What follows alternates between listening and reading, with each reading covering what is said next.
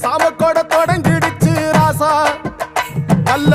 சங்கெடுத்து ஊதுங்கய்யா ராசா, சந்தனத்தை எடுத்துக்கிட்டு ராசா, நம்ம உருசனம் திரட்டி வையு ராசா, அந்த ஒத்தையடி பாதையில அவன் ஓடி வரான் காள மாட, அங்க உச்சி பானை ஒசரத்துல அவன் ஆடி வரான் காள மாட,